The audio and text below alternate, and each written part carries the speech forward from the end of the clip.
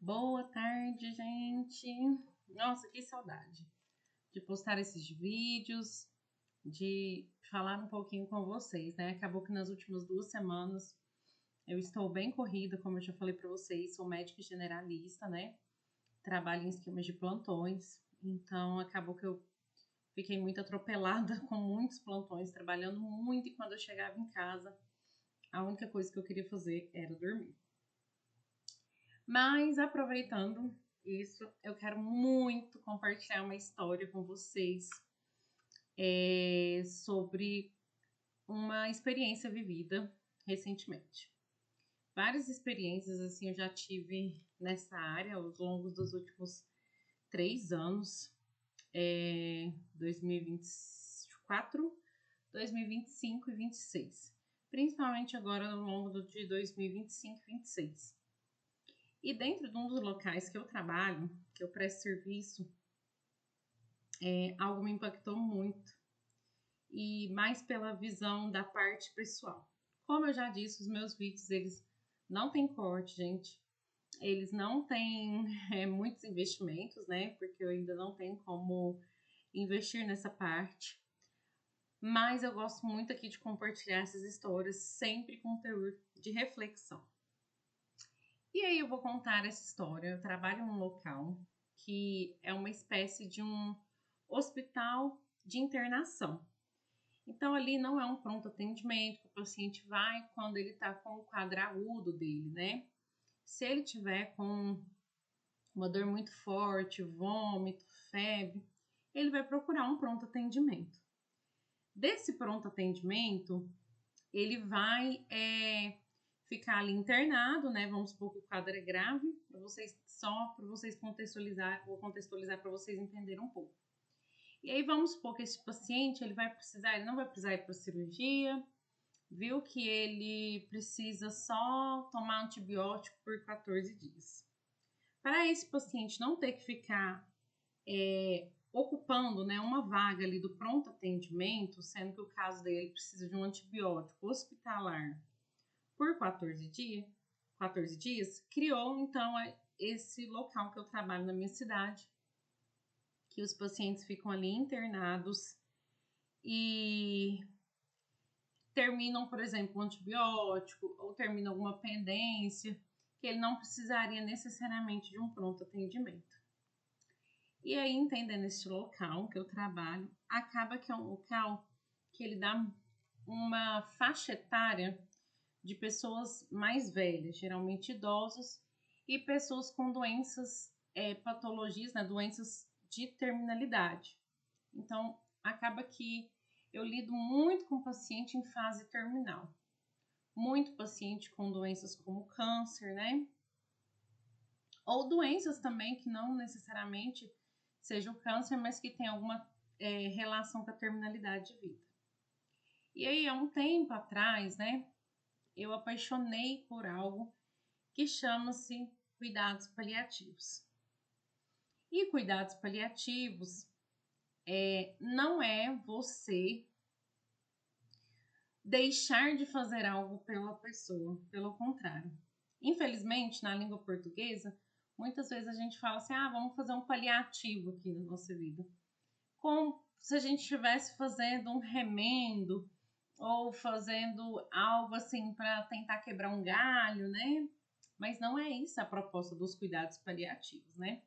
Os cuidados paliativos, ele tem uma proposta de uma abordagem muito mais do que você deixar de fazer algo pelo paciente, pelo contrário.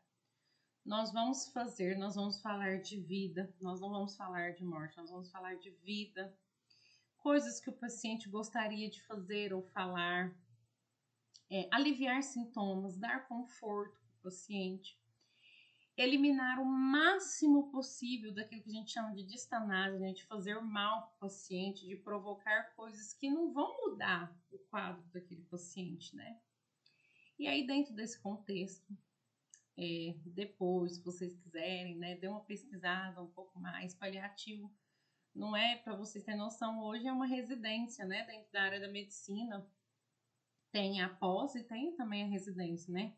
Então, em um único vídeo alguns minutos aqui a gente não consegue abordar várias coisas, a gente pode abordar em outros vídeos, mas eu queria muito trazer essa história daqui. E aí eu tive um paciente que recentemente ele tinha um câncer terminal, né? E dentro dessa doença ele já vinha lutando há vários anos, né? Com essa doença. E a família também vinha lutando.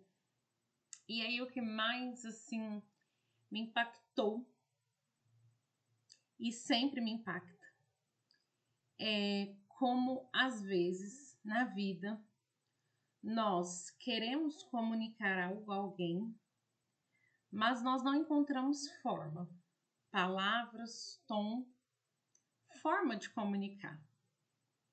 E aí este paciente, há um tempo atrás, não agora comigo,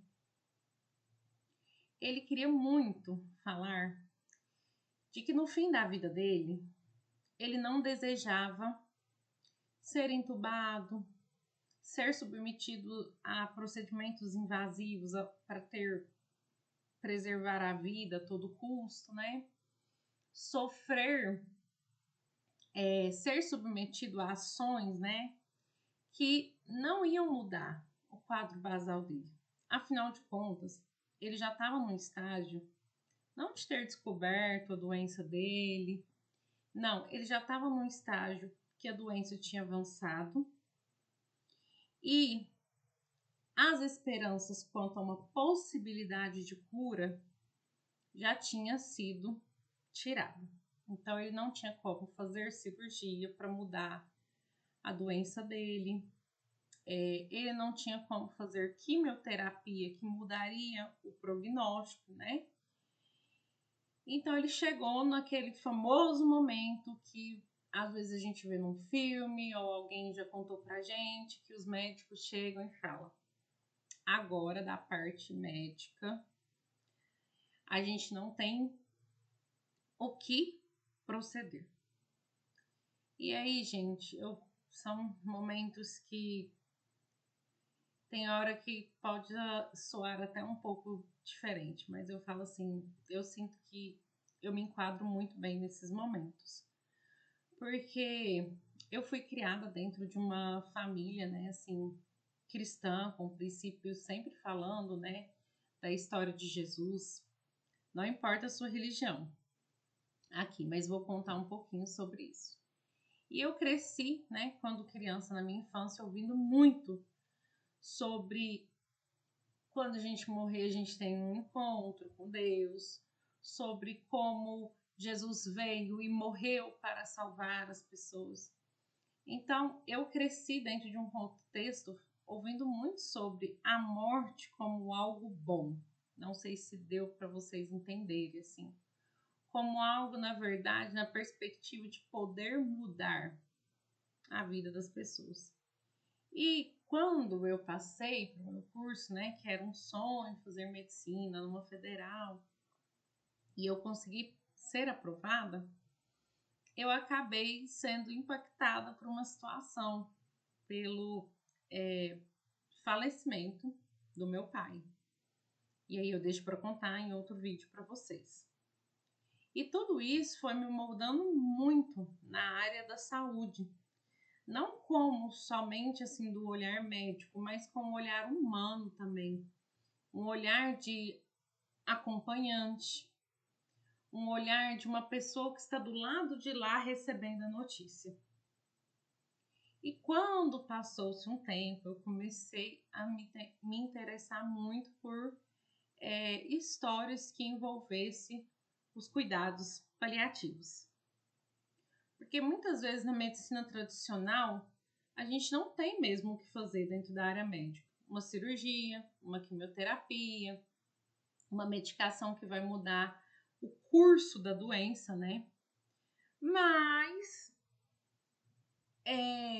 dentro do cuidados paliativos, existe uma gama de coisas que a gente ainda pode trabalhar.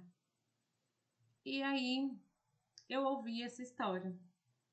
E esse paciente, ele não tinha forças. Ele pensava assim: eu vou morrer e eu não quero que quando eu estiver no fim da minha vida, eu seja submetida, eu passe por coisas que vai prolongar a minha vida, mas que não vai mudar nada. Então, me colocar num tubo,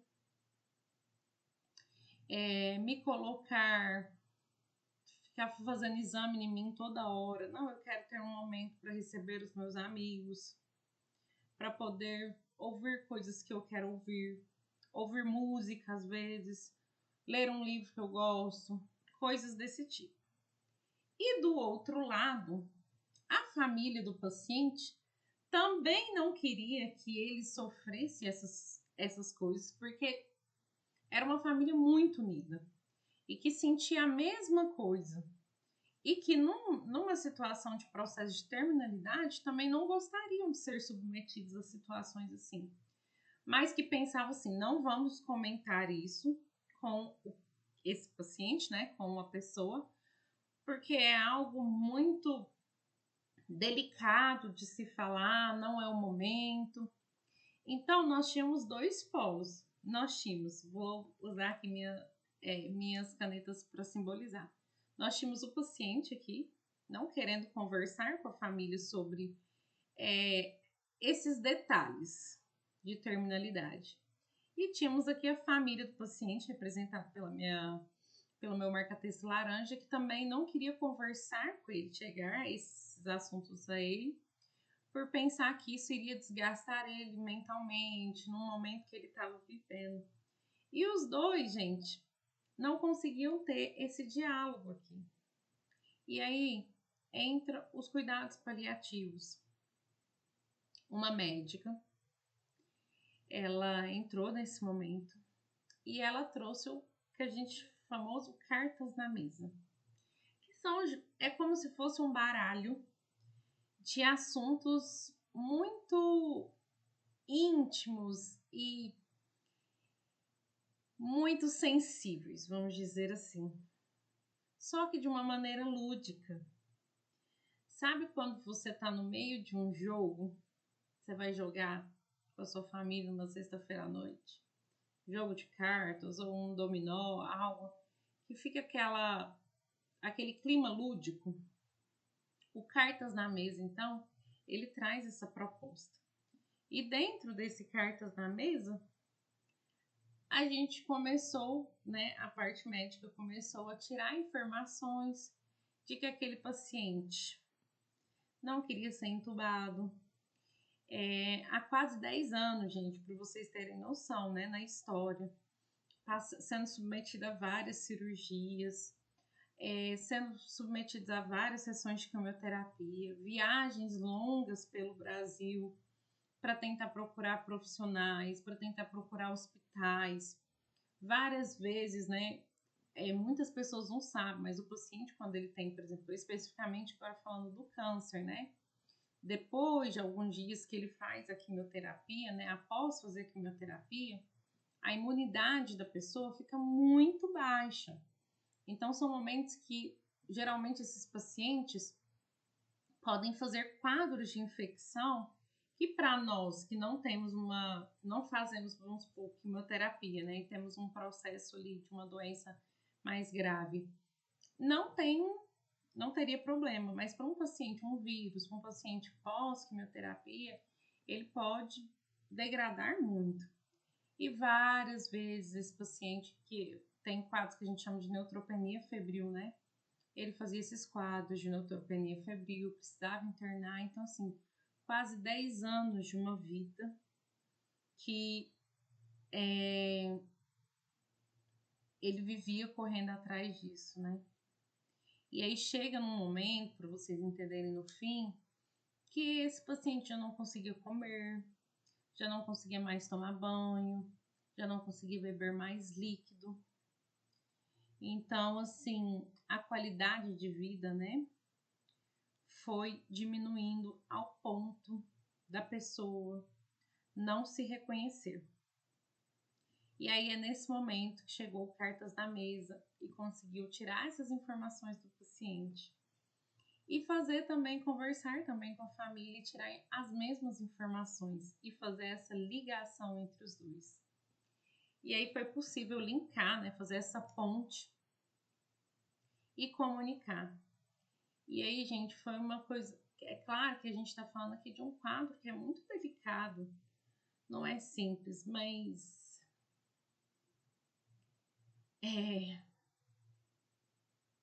é muito gratificante poder trabalhar com isso, de verdade.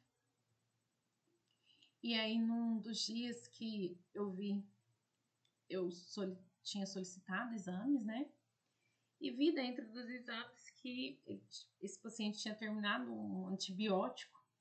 Vou dar um exemplo aqui, né? Vamos supor, para vocês entenderem. Há 3 dias tinha terminado o antibiótico e quando eu solicitei novos exames, eu vi que, na verdade, ele estava reinfectando. E ele precisaria novamente de antibiótico. E aí eu fui conversar com a família. E quando tinha me passado, era a primeira vez que eu ia ter que lidar com a família frente a frente, né? Até então, era a primeira vez que eu estava pegando o caso. E quando eu cheguei lá, foi um encontro de almas, gente. Eu falo assim, a medicina, ela não é algo que... Ela é extraordinária, gente, porque se você está disposto a ir além daquilo que muitas vezes não está no livro, você pode ultrapassar limites, sabe? E quando eu cheguei ali naquele quarto, né? E aí é muito, assim, nossa, eu gosto muito desse local onde eu trabalho, porque a gente tem uma certa qualidade que a gente oferta para os pacientes um pouco melhor do que em outros locais, né? Assim que eu percebo dentro dessa enfermaria. E aí quando eu fui abordar isso, né? Eu pergunto sempre assim, o que vocês sabem para a família sobre a evolução, o quadro do seu Pedro, do seu João, da dona Ana, para saber até onde as pessoas conhecem, né, do quadro. E aí a família contou. E muito choro, né, de reviver a história. E o paciente depois conta também. E aí quando eu fui perguntar, que eu expliquei que tinha um quadro de infecção e existia a possibilidade da gente fazer exames, retornar com antibiótico, tentar tratar de novo essa infecção para liberar para casa. Esse paciente vira para mim e fala assim: chega, doutora, eu não quero mais pessoas entrando no meu quarto e me furando. Eu não quero mais ter a notícia de que o antibiótico não está funcionando. Eu não quero mais não poder comer. Já tinha tempo que ele não... Gente, quem trabalha na área da saúde ou quem já ficou internado, se você já foi paciente, ficou internado, e você já viu ou teve algum familiar pedindo para tomar água e você dizer não, gente, aquilo fere, parece que a nossa humanidade basal, né? E às vezes o que a gente consegue é umidificar uma gaze. Em alguns casos que o paciente ou volta a poder ingerir, né, o líquido, tem uma certa dificuldade, aí a gente usa o espessante, né? Mas tem casos que o paciente ele não consegue. E dentro desse caso, esse paciente era um, né? E aí eu falei assim, o que a gente pode fazer então? Vamos chamar aqui, vou chamar ele de Seu Roberto, um nome fictício, né? Então, Seu Roberto, o que nós podemos fazer? Ele falou assim, olha, agora eu não tenho nem desejo mais de alimentar, eu quero só passar um suco, uma água na minha boca. E aí eu conversei com as meninas nutricionistas, né, a equipe de nutrição. e a gente conseguiu ofertar. Um pouquinho de suco na seringa, um pouquinho de água. E assim, né, dar conforto para o paciente, fazendo analgesia para não sentir dor. Liberamos toda a visita que o paciente desejasse ter, né, receber. E foi ali as últimas horas. E isso me marcou profundamente. E eu acho que até o dia que eu continuar sendo médica nessa vida vai continuar me marcando, porque quando nós estamos numa posição de vulnerabilidade, gente, extrema, nós não queremos saber com quem a gente brigou, quem que passou raiva, a conta que a gente tem que pagar, porque tudo que nos importa é o momento que nós temos. É aquele momento que a gente tem de verdade nas nossas mãos para viver. E os desejos que passam a ser tão simples que nos tornam humanos. Não é o carro que a gente queria ter comprado. E tá tudo bem a gente querer comprar um carro na vida. Não é nesse teor que eu falo, mas é sobre aquilo que realmente passa a importar quando nós estamos ali, né, naquela ponta, no fim da vida, que na verdade é o momento que mais a gente fala de vida. As pessoas acham que falar de morte é apenas a dor, é apenas o choro. Não, são muitas emoções, porque você passa a valorizar os momentos que realmente valeram a pena. E essa reflexão que eu queria trazer hoje é sobre, gente, nós não estamos dentro do cuidados paliativos para falar de morte, nós estamos para falar de vida. E talvez o que a gente tinha que fazer é trazer os cuidados paliativos mais ainda para a nossa vida cotidiana. Porque talvez se a gente vivesse mais essas circunstâncias, a gente daria mais valor aos momentos que nós temos em vida. Tem aquela música do Titãs, né? Que fala, devia ter amado mais, ter trabalhado menos, ter visto o sol nascer, ter visto o sol se pôr, devia ter aceitado as pessoas como elas são. Talvez tudo que a gente precisa viver hoje é simplesmente a simplicidade de sermos seres humanos. É sentir um suco de laranja, é agradecer pelo dia que nós temos e entendermos. Se você está passando por uma fase de luto, né? Acabou às vezes de perder alguém, ou já está com um diagnóstico de uma doença terminal, né? Ou tem algum parente que está, é tentar não se apegar à morte em si, mas é entender o que esses últimos momentos, né, que eu posso viver com essa pessoa, eles possam significar na minha vida dessa pessoa.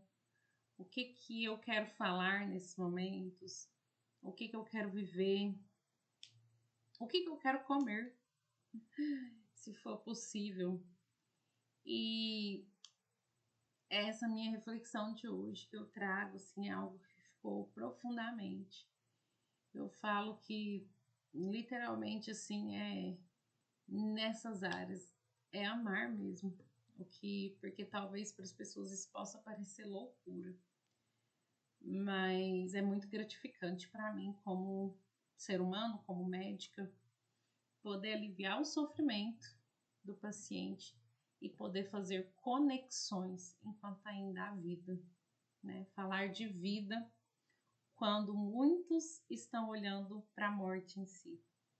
E assim, eu achei aquilo muito lindo, o quanto o paciente e a família, através desses últimos tempos, né, foram trabalhando e estavam unânimes quanto a não querer que aquele familiar, aquele amado, né, deles, vivesse situações de sofrimento, sabe? Não. Eles estavam ali num único propósito, de poder ter lembranças boas. E é claro que foi doloroso para todos, né? Uma perda familiar. Mas o quanto a gente pode ressignificar e tirar reflexões de momentos assim. Fica aí, né, meu relato pessoal hoje. Não é bem uma... Se te servir, que espero que sirva, né? Que seja um momento que você se sinta acolhido, mesmo numa tela. E é isso, estamos aqui. Eu sempre deixo meu e-mail, sinto-se à vontade, caso vocês queiram enviar. Um abraço.